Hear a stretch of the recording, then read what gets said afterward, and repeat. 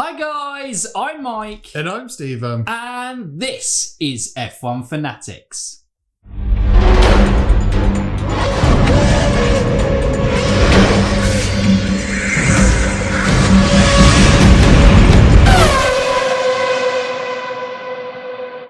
Welcome back to the F1 podcast, the place where we talk about F1 for an unspecified set of time about a particular F1 related subject that week. In the season, it's usually about races, Jonty's question, and something else. Stephen's rumours! But we're at the end of the season. I was lost, sorry. So we're at the end of the season. No, it's all right. You do you, but mate. But You it's miss your own not just section. another podcast. No! It's the season review, the F1 podcast for the season review. The season With review the of F1 Fanatics. the F1 Fanatics, the F1 podcast.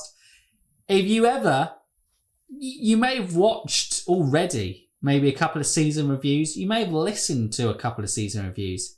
But this is the one that you must make sure that you listen to. Yes. So, what are we going to be doing? Well, we're going to be reviewing the season. Thank you. We're going to be, like we said, so we're going to have the driver ratings review. So we're going to start off with that. Then we're going to go with our top 5 moments of the season. Then we're going to give some general thoughts. How we thought it was going. Doing stuff. Yeah. And then we're going to have Jonty's question. As always. And that's probably it. It's quite a big Jonty's question this week. Oh, well, we got a couple of news stories that have been, so we can talk about that. And as always, we like to, on the F1 podcast, be very unprepared. Yes. So when you listen to us, this is our unfiltered opinions, unedited opinions of what we think of situations and stuff posed to us. Yep. So, season ratings! We haven't agreed on anything. Ratings! Whoa! Jesus Christ! Oh my God. That's the unfiltered content we like to see. Oh, I'm stressed. I don't like it. Take me home. Right, anyway. Fernando, he was too crazy. I will put up on screen for you now. These are, thankfully, all the way through the season, Appy has given average ratings of the scores we're giving our drivers. So this is the average rating of what drivers got. Obviously, there are some inclusions like the Hulkenbergs, Fittipaldis, Aitkins, who only had a few races to themselves in the F1 20 season. And when we had DNFs, we gave them no ratings, so it didn't affect so far. We prefer to rate the performances that they did race, have a complete race to go and judge it on, rather than anything else. Exactly. So we're going to start off with the bottom, and if you've watched our driver ratings all season, you're probably no surprise on this. Alexander Albon, 5.4. 22nd, Grosjean, 5.5. Bottas, 5.6. There we go. 21. Fittipaldi and Aitken, both 6s for their 20 and 19 performance. Giovinazzi, 6.2. Vettel, 6.3. Magnussen, 6.4. Raikkonen, 6.5. Latifi, 6.5. And Russell, 6.9. So Latifi doing well. Yeah. Coming in there. It is. Kvyat, a 7. Solid season. Ocon, 7.1. I think that reflects his improvement in the second half of the season. Yeah. Stroll, 7.3. I think that reflects his disappointing second half of the season. Obviously, he got close to a race win at times, but Norris, 7.4. I'm surprised that's as low as it is. Yeah, maybe a bit harsh on Norris sometimes. Sainz, 7.8. Ricciardo, 7.8. Gasly 7.9, Perez 8, Leclerc 8.4, Hulkenberg 8.5. Obviously, he goes out of the top 5. Verstappen 8.8, and Hamilton sitting top with 9. So our top 5 drivers of the 2020 season were Lewis Hamilton, 1. Max Verstappen, 2. Leclerc, 3. Perez, 4. And Gasly, 5. Now, reflecting back on the season, would you change any of those? I'd swap Gasly for Ricciardo. I would too. Yeah. That was there. And in honest, I'm going to go... I think maybe at times we were harsh on Albon. He hasn't had a great season. Was he the worst driver in F1 this year? No. I don't think he was the worst driver in F1 this year. So before everyone jumps on us and goes, you hate him, it's disgusting what you're doing, he's lost a seat, we're sorry. Does anyone say that? I don't know. I don't know. It's disgusting what you're doing. If I see that comment. Someone's going to do it. That's right now. Who would I probably say the bottom ones? Probably overall, probably Grosjean, Giovinazzi, and Gio's fair there. Magnussen, I feel, would be harsh to be there because I probably reckon that Grosjean and Giovinazzi were probably, I would say, overall the bottom two drivers. I would put Kimi down there as well. Yeah, inconsistent. I know he showed glimpses of quality, and I know the car didn't do him justice, but still, yeah. Yeah, and it was a difficult season. With those bottom cars, it is difficult to judge, but I think they're more fair to be down there. Lando was quite low, but he had a very up and downy season. Yeah, I would say, and he had weaker moments. I was surprised Sainz, but Sainz did come on strong second half of the season with some really top performances. Yeah. But yeah, Ricciardo and Gasly, you can interchange. I'd go Ricciardo there. Are you happy with the order? With Hamilton 1, Verstappen 2, Leclerc 3, Perez 4, and Ricciardo 5th? Yeah. I think that represents the standings. Well, I know Leclerc wasn't in the standings, but Checo in 4th and Ricciardo 5th. Yeah. Leclerc's in that top 5 because what he did with that Ferrari in some races was unbelievable. In qualifying and races. And Max Verstappen has to be in the top 2. I've seen, people go, oh, he did what was expected. In all the races he was classified in, he finished on the podium and won 2. He finished with 2 wins and 11 podiums.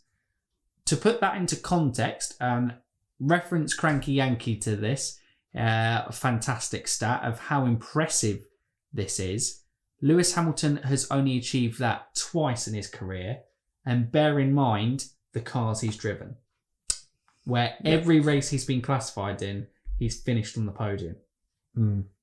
That is an incredible season from Max Verstappen, and for me, him and Lewis Hamilton, I always call him Lewis Verstappen, were the level above everyone else for me. Yeah, I would only say Lewis pips it because it was a record-breaking year for him. Yeah, and the performance in Turkey. Was in the that was one of the highlights. Yeah, that was a really and probably the best of his drives. Yeah, drive of the season. Yeah, from that. But yes, that is our driver ratings. Thank you massively to Appy for doing this all season. It's very cool to kind of go back and look at. But yeah, the driver performances have been really stand out this year. I think. Absolutely. Wait, what do you mean by stand out? Well, I think there's been a lot of really top performances this season. Yeah, okay. Obviously, it's been inconsistent at times. 13 different podiums. Even as someone like Lance Stroll going down there, his pole position is incredibly impressive to get that. So yeah, that for me is, I think the quality of driving this year, all things considered, has been incredible. Yeah. I'd completely agree with that. Only the Ferrari-powered cars with the Ferrari engine kind of laying it down with the competitive with everyone. But yes. Right. That's your drivers done. Now, obviously Mercedes are the team of the season. Go from now. I think McLaren did a fantastic job getting P3 in the championship. Yeah. Who else was impressive as a team? Renault probably impressed me from where they were, because they were quite far behind McLaren and they were a lot closer. They're still P5, aren't they? Yeah. They were a bit too up and downy for me. Yeah. Strategy calls, not really bad, but car No, I tell you performance. what, who did really impress me? AlphaTauri. Yes, yeah, because they looked super quick. They were some races. They were probably, other than Mercedes, that goes without saying, probably outside of that, the team of the season. Considering historically what they are, which is Red Bull's feeder team, they, in their own right, became a really competitive team in the midfield this year. Yeah. So the rebrand worked. Good job, AlphaTauri. Fittingly. Oh! Again, Katie, thank you for the shirt. I don't know. This podcast has turned into me saying Am I going to have to do this and then all my merch is on? No, you're fine. If you want to see the merch that Katie got us, we're very grateful. Go and check out F1 Fantasy Weekly. I thought I was going to get sent running around the house collecting everything. I'm obviously very grateful for Katie. Yeah, that is giving us our merchandise. We showed it off yesterday. Yeah, she can't. great. She can't have 2 videos. Yeah, exactly. I was just wearing it because it's relevant. Anyway, top 5 moments of the season. I'll start off with AlphaTauri. Pierre Gasly's win in Monza. Yeah, special moment for an Italian team to win in Monza. Yeah, and it was just to see the lows of where Pierre Gasly was. It was almost like a completion of the redemption arc. Yeah. Do you know what I mean? He really impressed. That podium in Brazil at the back end of last year. Sorry, I had a mind blank. And then just the way that he's improved and just been strong consistently. Qualifying performances have been really strong throughout the season. He just topped off and was a great moment. And it was a great moment, as you said, it's created a new thing. Doing a Pierre Gasly. Of sitting down and just taking it all in. Exactly. Just doing a Pierre Gasly. So that is one of my top 5 moments of the season. Okay. I'm gonna hit up with another. No, I'll leave that moment to you. The one I was going to. Moment of the season. Silverstone Race One, where we had the tyre explosion drama, where about 3 cars had their tyres explode on them. And then the race of Max Verstappen hunting down Lewis on the final lap. Then if you listened with the team radio, was it Max's engineer or Lewis's engineer who was counting down the gap between the two of them? And it was that was mental. That was great. That was like proper drama. That was a massive highlight of the season. 3 for me. I think this is the one that you want me to do, which is Checo's win. Yeah. It was so nice to see it, because look, let's be honest, Checo is not a top tier driver. He's not the guy who's going to go on and win world championships. But it was just so nice to see a guy who's grinded his way through the sport. He gave everything for that team at Racing Point and Force India over the years. And it is just really nice to have seen that moment. And what a way for him to end his chapter with that team than to secure a race win in other circumstances where he's secured unlikely podiums for the team as well. I just think, what a great moment. Obviously, Pierre Gasly's and Checo's really were special victories throughout the season. Yeah. I'm going to go for another victory, kind of. I'm not sure. Can I do a whole race in the top moments, or does it have to be a specific thing? No, I think you can do a whole race if you want. Because Turkey was pretty spectacular. We had Lance Stroll's pole. It's obviously not the most popular figure on the grid, but it just shows how much improvement he's made, and like shown his worthiness that he's not just a paycheck on the grid, he can actually drive. But then obviously we saw Lewis Hamilton's best drive of the season, just showing how much of a master he is on intermediate conditions. Yeah. And it was a great finish with those Ferraris and Racing Points together, and Vettel somehow coming out on top out of that. Yeah. So yeah, no, that was fantastic. Number 5, interesting one. I think what I'm going to go for is Lewis Hamilton's record equaling wins tally of all times with Michael Schumacher, because at the Nürburgring. Yeah. With Mick Schumacher. Yeah, and the way Mick Schumacher get the helmet, I thought as a moment that encapsulated best, because at that stage everyone knew he would break it. If it for some bizarre reason wasn't this season, but obviously it did go on to be this season, then it would have been next season. But it was the realization for F1 fans going, wow, what an incredible journey Lewis Hamilton has been on to this one, and to see young Mick handing over to Mike. And Michael would have, if he could have been there and done it himself. But yeah, it was just a magic moment, and obviously it just encapsulates Lewis Hamilton breaking the records. Just incredible achievement for a Formula One driver, and you never say never, but I think maybe the last time we'll ever see a driver rack up that many titles. Yes, 7. Because I'm pretty sure the way the sport's going in rules is fighting against a driver or team dominating for a sustained period of time. Yeah. So I do think that it's incredible. And will anyone be able to get the level of dominance, get that many wins? I think so. Okay. Just because in terms of the amount of races we're now having. Yeah, actually, longevity.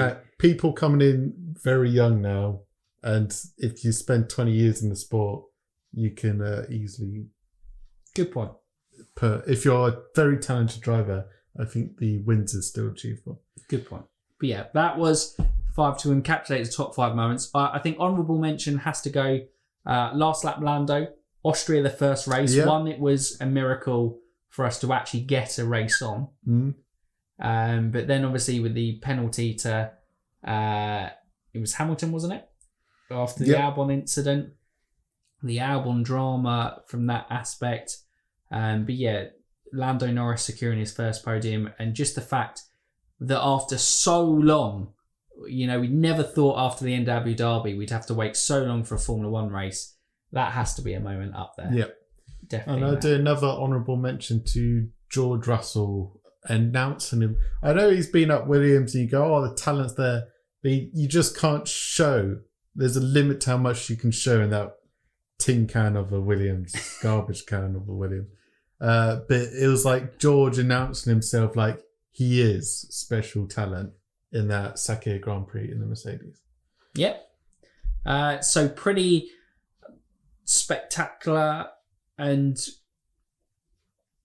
amazing stuff. Yeah. From those guys, and George just so excited for his future. But those are our moments of the season. Top 5 moments of honourable mentions. General feel of the season. Do you want to go? This is the bit we ramble. Do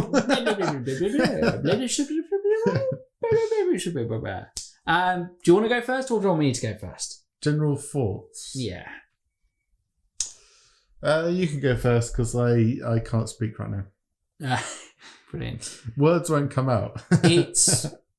I think first has to say, in this year that has been so hard for so many people for so many reasons, just the world, like other than a war, we've never had a world virus effect, because the world's been so well connected. It has also hindered itself, which means that it's meant that a virus like this could spread, as quickly as it has. And, everybody in the world's life has been affected by this.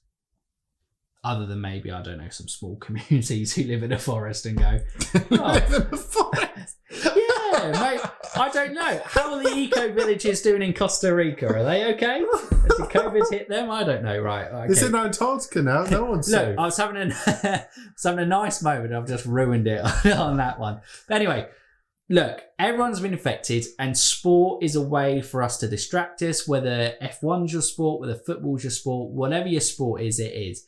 And F1 as a worldwide event to get 17 races on. Yes, obviously the calendar's predominantly been in Europe, and we've only realistically gone to the Middle East Central East areas for the final with Abu Dhabi and Bahrain. I don't know where I was going. It was Middle East. Central East. Central East. It's a whole new place. It's the Central East. Not Middle East, Central East. Oh my God. Right. Anyway, look, it's amazing that we got 17 races on. God. This is a car crash of a chat. Don't get me to do a dinner speech. Everyone's left at this stage. It's amazing. We've got races on.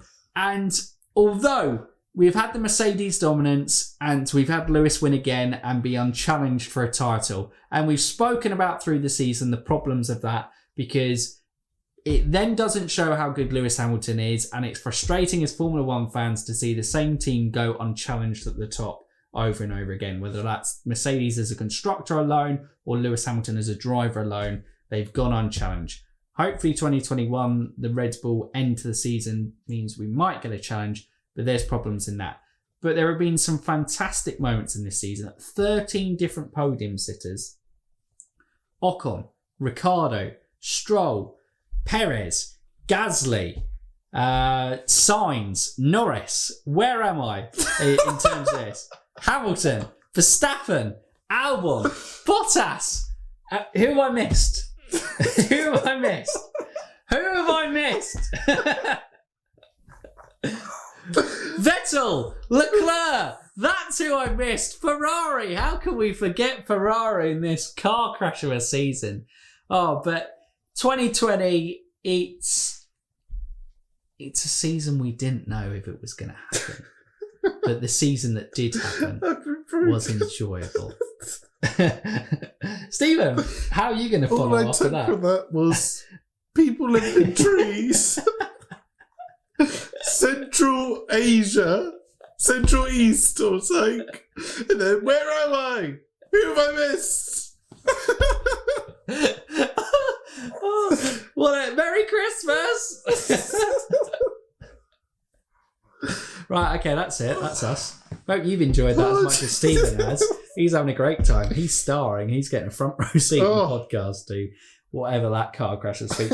If you would like to follow those general thoughts. If you would like to book the F1 fanatics for After Dinny Speaking, you can contact us with our business email linked in the channel on the About Us section. Oh, God. Yeah, what was your general thoughts of the 2020 season? I don't know how to It's emotional. It's so emotional. How I would sum it up, not talking about Central Eastern trees and people in eco-villages. Yeah. It's been the most competitive, uncompetitive season in a long while. Yeah. If that makes sense. Because obviously Mercedes have absolutely stormed it. But we've had a great midfield battle, and we've had 13 different podium sitters with, seven teams on the podium? 7 different teams on the podium, which is incredible. And you go that, and you go, it wasn't actually that bad, even though Mercedes have won 15 of the races. It really was, it was great. And obviously we had those fantastic races where we had an actual battle for the lead in Monza with Sainz and Gasly. We had the first loop race for a long while in Sakhir Grand Prix, which is very cool. I mean, yeah, the tracks, actually. Yeah, we saw tons of new tracks. Mugello, Imola's return, Portimao for the first time, Turkey's return, Nürburgring's return. Like, those 5 tracks, incredible. And then, obviously, the Sakhir GP. Yeah, which was great. So, yeah, that was incredible. Yeah. So, as much as we may have noted through the season critical points, sitting back as an F1 fan, we're lucky that we had F1 this year, and the F1 action that we did get, we had a lot of great races within there. Yeah, and I think you should fill you with hope for 2022 with the new aero regulations, They have people closing up now, getting a lot more competitive with each other. If it's even brought closer together for 2022, it'll be great. We could have 20 different podiums there. It's probably not going to happen because Williams is still in the grid. So what you're saying is the 2020 season was Star Wars A New Hope. Yeah. 2021 is... well, no, because that was the best one. Yeah, okay, let's just go 2020 with A New Hope. Yeah. And then we'll go on from there. 2022 is Empire Strike Back. Yeah. Alrighty. That's that. That's that. You had to ruin my general thoughts. You couldn't just be yours with the wacky stuff. How did mine turn into Star Wars movies and F1 seasons? What happened? I'm a grenade. I just explode situations into action, into life. Oh God! Merry Christmas! Again. I thought it helps. If in doubt, in a moment, just chuck it in there. It goes from there. But that is probably our look at the 2020. Obviously, there are so much more, and you could do an in detail thing, and I'm sure there will be in detail looks at the 2020 season. But there's a bit of an off season. I'm sure we'll look back forward, at moments, reflect, on those eco villages and and everything. But yes, F1 2020 as a whole, you've been great. Yeah. But after obviously that incredible audition with moving speeches like I produced, Jonty has put in our hands F1's future. Yes. Jonty's appointed us in charge of creating an F1 season. Which is dangerous. We have to choose, if I remember correctly, 15. I might be able to find it. Yes, I found it. 15 different tracks. Right. Oh, sorry. Okay. Scrap me. At Fanatics_F1. Remember, if you don't follow us, you can follow us on that. That's me. At F1 Fanatics Steve. That's him, in case you didn't know. As the pioneers of the F1 podcast and obviously the F1 after dinner speeches. I put it to you that you are to create a season of F1 races, 15 tracks, so 15 races. Yep. And you can bring back 3 teams from the past to make it a 26-car grid. Who would you want? Okay, right, we're back. For you, that was just a mere blink of an eye. For us, we were constructing... It's been 72 hours since starting this recording. I've been so awake. When will I sleep? No. What is this? We've got... What is this season review? A whiteboard. But we don't have any whiteboard pens, so we've sellotaped paper onto it, and we're going to draw in green highlighter. So if you can't see it, we apologise, but it's going to help us keep track of writing our 15 tracks. It's a big question from Jonty, so it requires a big board. 15 tracks and 26 drivers, is it? Not 26 drivers, just 3 teams. We don't have to name the 26 drivers. Bloody hell. Well, we have to pick drivers surely to go in those teams. Oh my God. Okay. Sure. Why not? Why? We run F1, so we bloody well pick the drivers. Okay, right. Let's start off. We're Bernie in this. Track number 1. This is where the season review could get out of hand. You better write it, because I can't spell. True. But I got dyslexia. Come on. Exactly. Don't laugh. Jesus Christ. You're bang out of order. That's rude. 1. Okay, what are we going for first? What, to open the calendar or set any in order? Any order. Okay, let's not overcomplicate this. I would love to see Portimao. As one of your 15? Yeah. Okay. We can alternate this, so you can have... If you don't like my tracks, I mean, you're going to have to write a bit quicker than that. What do you mean?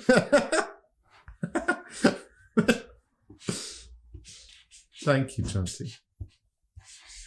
We hope you appreciate the effort that we're going to. Portimao. Okay, what's going to be your pick? My pick is going to be Spa. Nice, yeah. Like that. Never a dull race in Spa, unless it's 2020. Yeah, actually, in a season of great races, Spa with a great track Very was one of the worst. Very forgettable, that one this year.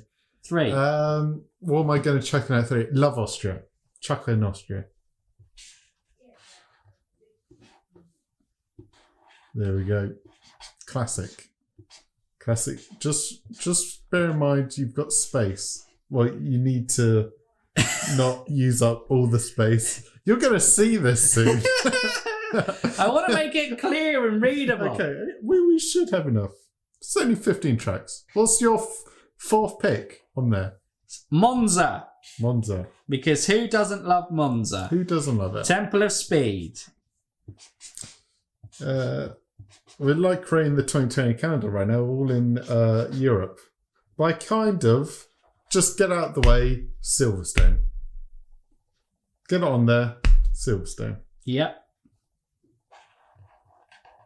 There you go, 5 European tracks. Enough, or do we need to add more? Find out in just a moment. For number 6. Suzuka. Bam! We're in Asia. Suzuka. Another great track. Lots of history. Great track. Might have underestimated the space. No. We're okay. Believe in us, guys. We're okay. I'm going to go for Sepang. Malaysia. Nice. Good track. I love how we've gone for all the tracks other than Austria. We've just gone Austria. Because screw right out the Red Bull ring. Well, we don't have space for that. They should have had a far more practical naming of their circuit if they were going on this. Right, okay. Yeah, this is the season review everyone wanted. They're like, what is this? The season review is completely rewriting the F1 calendar. Right, Monaco. Go on then, check it in. Monaco has to be there. I'm not going to complain. Monaco has to be there. The crown jewel.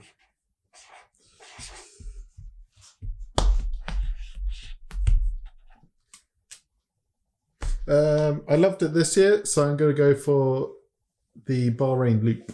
I'm not sure if you want to put Sakir Bahrain in there. Loop over Bahrain. Yeah. Because you can have one or the other. Well, you can't have both. No, you can't have both. Yeah, because it's just variety. Okay. Sakir.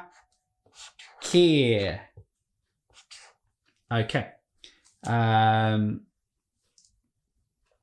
Number 10. Number 10. It's beautiful. Interlagos. I realise in Portimao, every other I've done lowercase, but Spa and Portimao, I'm like, Portimao, capital Spa. Look at this, what we got so far. Look at this. This is what, oh my God, I've got a highlighter on Siemens chassis. Oh no! Oh dear. What did I even say? I said Interlagos. Interlagos, of course. Going into the Americas. Interlagos. Mexico City. Love it. Love Mexico. Love Mexico City. Love F1. You're all banged into a track. City. 12. Montreal, Canada. Yep. We've only got 3 tracks left. It's a great calendar. Has to be said. Portimao, Spa, Austria, Monza, Silverstone, Suzuka, Spa, Monaco, Sakir, Interlagos, Mexico, Montreal. Where's a bad race there? I don't see it. I can't see it. 13, African Grand Prix. Was it Kilami? Yeah. Okay, nice. Get that on there. We go to every single continent. I Have we gone to every continent now? think so. Yep. Or have we Have we been to Central East yet? Stevens a dick dick dick. Oh God! I went under. You should get it from up. We're at a difficult section. I am writing on the crossroad of the paper. 14. I feel like Australia has to be there. Or do we go Adelaide? Would Adelaide be better? I'm trying to think back to Adelaide races. I don't even think we watched Adelaide classic races. Is Melbourne better than Adelaide? I like the image of Melbourne. Yeah. Like, I like the greenness of it and the kind of water in the background. It feels off. It feels a happy place. Michael's checklist for a track. Is it green? Tick. Has it got water in the background? Tick. It's got grass. It doesn't necessarily lend itself to great races, but I feel like we have to have somewhere from Australia and New Zealand, so I feel it's there. Right, so... yeah. Okay, yeah. And the final one. Obviously, America hasn't featured on here. So, I'm feeling like an American Grand Prix. But do we go for COTA, or do we go for another IndyCar circuit? No, I say we go for another.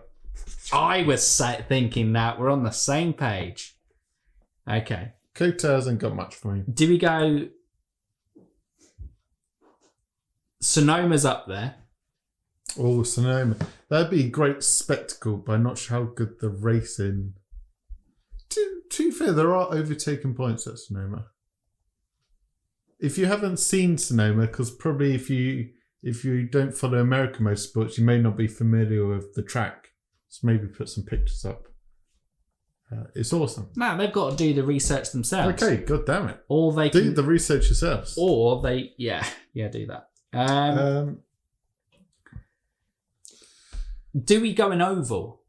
Do we put an oval on the F1 calendar? Oh, we can't do that. F1 cars are far too quick to be an oval. Yeah. So it has to be a street circuit or a road course. So do we go somewhere like Long Beach? Long Beach or Sonoma? Long Beach or Sonoma? I'm feeling Sonoma. Right. Let's look at this calendar. Portimao race circuit, Spa race circuit, Austria race circuit, Monza race, Silverstone race circuit, Suzuka race circuit, Sepang race circuit, Monaco street circuit, Sakir race circuit loop high speed thing. We've got those both with Monza and Sakir and Spa. That's a quick section into Lagos, windy. Mexico City is it's not a street circuit. It's a circuit. Montreal, it's kind of a street circuit, but not. Yep. Killarney is a race circuit. Melbourne's a street circuit, but not type thing. Chuck Long Beach in there. I feel Long Beach should go in. Go on, chuck it in. Because I would say Sonoma and Portimao are quite similar. Yeah. Go on then. We're bringing back Long Beach. Hasn't appeared on the calendar since 1983. Obviously, it hosted Niki Lauda's return to F1 where he won the race. Right, okay. Here are our races. We've done our 15 circuits. This is our F1 calendar. Stephen's face is gone. He's irrelevant at this point.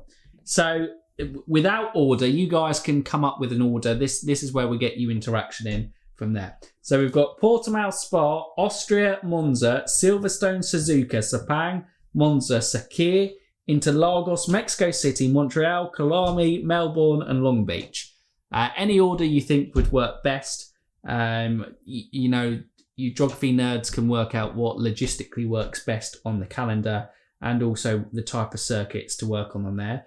You know, I feel bad missing out Singapore, but I think Long Beach and Monaco has the history, and Long Beach also has quite good history on that aspect. Yeah. From there. So we're chucking in 3. Sakir's going to be a night race. Can we turn any more of these into a night race? I reckon Mexico City could become a night race. What about Malaysia? That could become a night race. Yep. Oh, actually, yeah, it can officially. So, I think officially, we've got a good spread over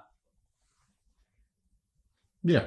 over here. Right, okay, 3 teams to return. Draw a line in the sand.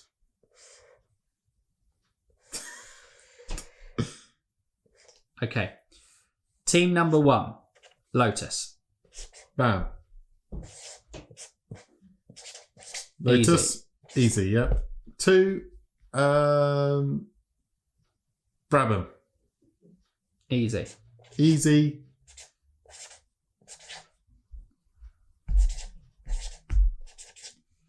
3, smashing it. Do we go curveball? Do we bring back something like a Maserati? Do we...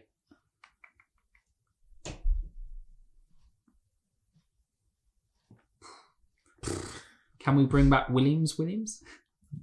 Sorry? Like a Williams owned by Frank. Williams v. Williams. Who has the Tyrrell? slowest car? Tyrrell? Do we bring back Tyrrell? I know they're technically linked into the Mercedes chain. What about we bring back Arrow and then we have Pato Award as their driver? Because they're not the same Arrow, are they? Jaguar. Would it be great to see Jaguar? BMW. Although I don't think BMW were ever a standalone team.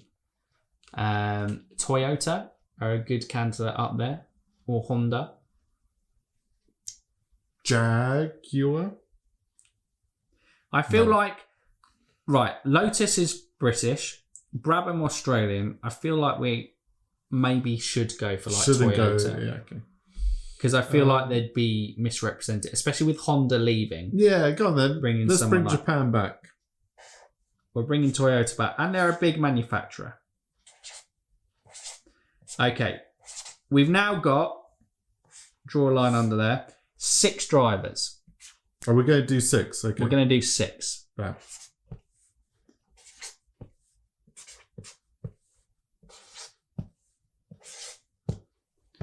Okay. Easy.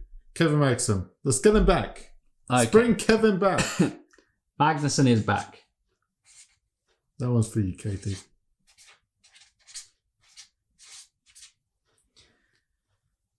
Newgarden. Joseph Newgarden from IndyCar.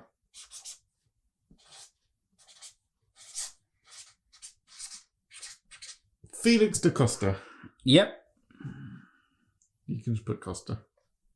No, but Da Costa. Okay. Da Costa. Da Costa. Alexander Rossi? No. Okay, sorry. Nick Cassidy. Yes.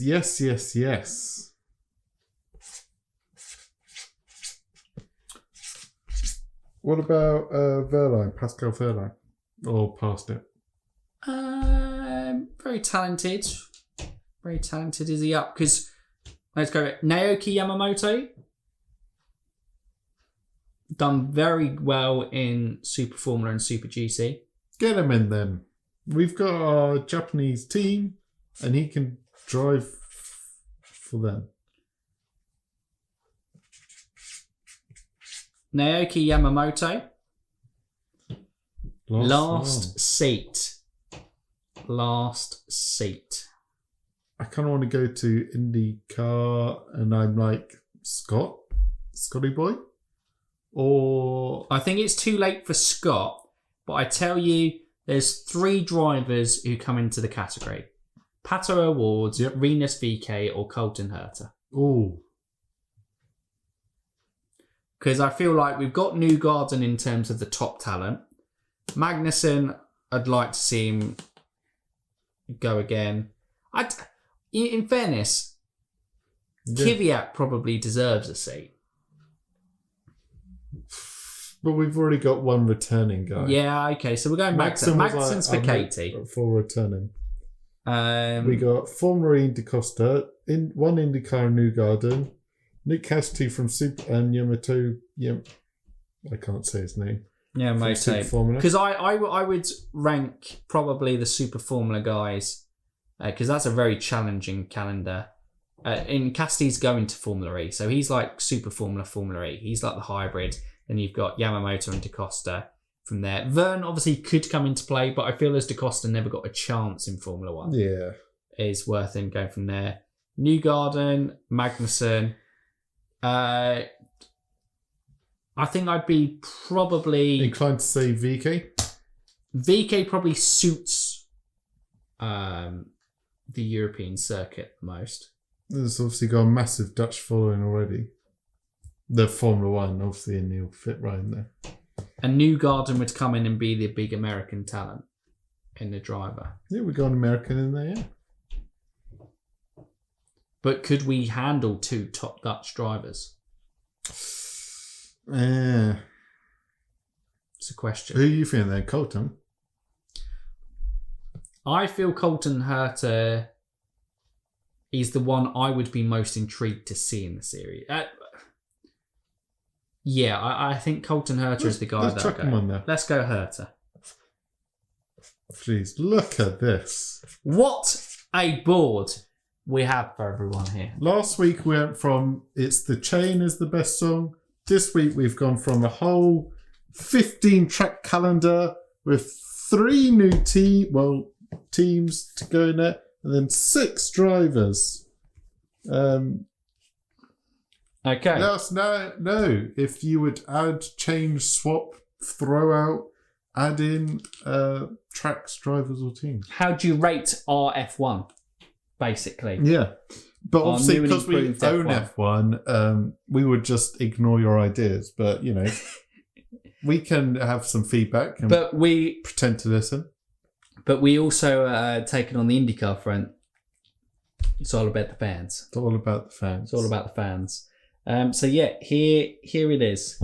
And what a way to end off the 2020 season review with completely reshaping F1, cutting out 8 of the tracks, and also introducing our own little thing with bringing Long Beach into the calendar and Killarney as well. Bringing back Lotus, proper Lotus, like 1970s Lotus. Brabham, proper start Brabham and Toyota of the 2000s. Yep. Who were on the way up, but obviously had to bail out because of the financial crisis. And gone on and done reasonably successful. I think NASCAR is probably the most successful, but they must power someone in Super Formula, surely. On that front. But yes, and then the drivers, I think that's where plenty of discussion will come in. It'll be interesting to see who the guys you go. I'm sure there'll be a lot of people who put Ilott on that list that we haven't done, and surprised that we haven't put any of those youngsters. But I think we wanted to go for more experienced guys. Yeah. And I think Colton Herta is probably the best. Yeah. Do you need to hold up at at all? I'm not sure if people can see the bottom of it, but that may be too close. Just we don't need to be in the camera shot. It's just all about these guys. This is it. And these tracks and these teams. Absolutely. Right. Yeah. That's it done. Done and down. Done and down. Wow, that actually went surprisingly smooth. I thought that was going to go crash. Anyway, that is it for our 2020 season review. Fantastic that we got a season on. We hope you've enjoyed the season. I won't say anything more about it because I will only start talking about man landing on the moon. And it will detour off in terms of that path. But we had a season. In the end, on reflection, you got to admit, there were some great, great moments in F1 2020. Yes. Fantastic. So we're very happy. And we hope you are now happy with us. Domenicali didn't last very long. Yeah. Out the door. So we're very happy to announce that we are, after obviously being the owners of the F1 podcast, we are now the owners of the F1. It was just like our transition. It was. Everyone saw it coming. Beautiful. It's the worst kept secret in F1. We will make F1 competitive again at the front end of the grid. You can trust us. And a vote for us is a vote for success. Well, we're already in charge. All right, yeah. We're going to scrap the whole voting system and become evil dictators of F1. Yeah, that works, actually. We can become Bernie Ecclestone Mark II. Yeah. That'd be Sorry, fun. Bernie. But right, yeah, that's it. If you're new around here, haven't done so already, and you want to follow us into 2021, what can they do, Stephen? You can like, subscribe, and ding that bell. Ding it! So for now, UF1 fans, have a very Merry Christmas! Merry Christmas! And a Happy New Year. We will have some content out in the next week for you before the new year. A catch-up interview with Bart Horston, British F3 driver, and me and Tinnis from the TF1 show get together and we talk about Callum Ilott and whether he deserves to be in F1 or not. And then obviously we'll see me and Stephen together again in the new year for you guys. But that's it from us. So for now, UF1 fans, keep racing.